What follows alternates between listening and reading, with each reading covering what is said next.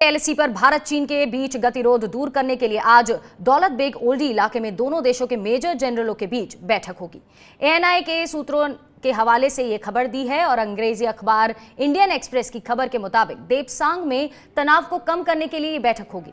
सरकारी सूत्रों के मुताबिक भारत के प्रतिनिधि की अगुवाई 3 माउंटेन डिवीजन के commanding officer major general Abhijit Bapat करेंगे।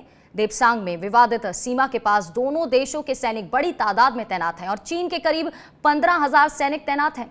16,000 फीट की ऊंचाई पर स्थित डीबीओ तियानवेनडियान रणनीतिक रूप से आपको बता दें दोनों देशों के लिए अहम है और यही वजह है कि दोनों देश यहां तनाव कम करने की कोशिश में हैं।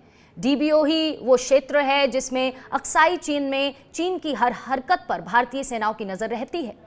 काराकोरम, अक्साई चीन, जियांग, गिलगित बाल्टिस्तान और गुलाम कश्मीर तक चीन के मंसूबों को रोकने और एलएसी पर चीनी सेना के हर दुस्साहस का मुंह तोड़ जवाब देने में डीबीओ भारत के लिए बेहद अहम है। बता दें कि इससे पहले 5वें दौर की कोर कमांडर स्तर की बातचीत हुई थी जिसके सकारात्मक नतीजे सामने नहीं आए थे। हमारे साथ रक्षा विशेषज्ञ अश्विनी सिवाज जी जुड़ चुके हैं। अश्विनी जी, स्वागत है आपका स्वराज में। सर पहले भी कितने दौर की ये कमांडर स्तर की वार्ता हुई, बेनतीजा ही क्यों हर बार निकलती है? इस बारी की ये जो बातचीत होनी है जिसके सूत्रों के हवाले से खबर मिल रही है, उससे क्या कुछ उम्मीद लगाई जाए? सर देखो, उम्मीद पे ही सारी दुनिया एक प्रकार से टिकी हुई है, मगर देखो एक सिचुएशन आपको समझनी पड़ेगी कि भारत ने चीन को बड़ा क्लियर कर दिया है कि भारत और चीन के रिलेशन नॉर्मल नहीं हो सकते जब तक चीन वापस नहीं जाता अप्रैल 2020 पोजीशन में। तो ये चीन को समझना पड़ेगा और ये इसमें 3 जगह बहुत शामिल हैं।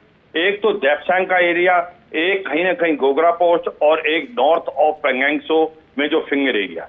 अब जो देपसांग की बात कर रहे हैं जिसके अंदर आपका दौलत बेग ओल्डी आता है, वो इलाका आपके लिए बहुत इंपॉर्टेंट हो गया है और वहां पर सब सेक्टर नॉर्थ है। मैं इधर चीफ ऑफ स्टाफ था इस कोर के अंदर 2 साल के लिए, तो मैं इसका महत्व समझता हूं।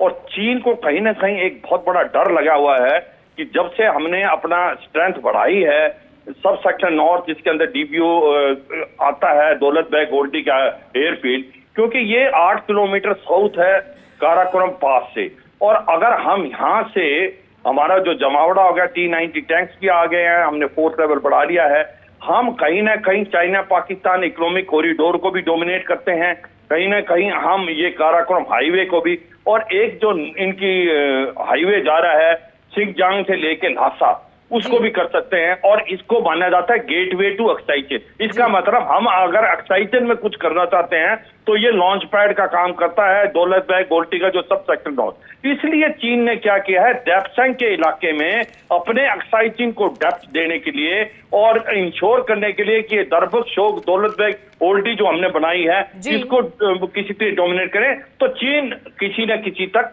किसी हद तक अंदर आया है और हम चाहते हैं कि चीन वापस जाए। तो इस पे बातचीत हो रही है जो देपसांग के इलाके में मेजर जनरल लेवल पे। तो अभी तक चीन मानने को तैयार नहीं है, तो एक प्रकार से एक स्टेलमेट सा आ गया है। अगर आप ये बात बहुत ठीक बोली, जो 5th कमांडर लेवल की मीटिंग हुई थी अभी अपनी चशूल के अंदर, जिसके अंदर मेजर ली ल्यून आए थे चीन के और हमारे लेफ्टिनेंट जनरल हरिंदर सिंह, उसमें कोई खास बात नहीं हुई क्योंकि चीन जाना नहीं चाहता है फिंगर। बिल्कुल, ये डीबीओ का जो क्षेत्र है वो दोनों ही देशों के लिए बहुत इंपॉर्टेंट है और वहीं से कहीं ना कहीं चीनी सेनाओं को पीछे हटाने के लिए ये कोर कमांडर स्तर की वार्ता हो रही है। 5 दौर की वार्ता ऑलरेडी हो चुकी है जो बेनतीजा निकली। अभी भी दौलत बेग ओल्डी इलाके में दोनों देशों के मेजर जनरल के बीच आज बैठक हो सकती है। बहुत बहुत शुक्रिया अश्विनी जी हमारे साथ जुड़ने के लिए।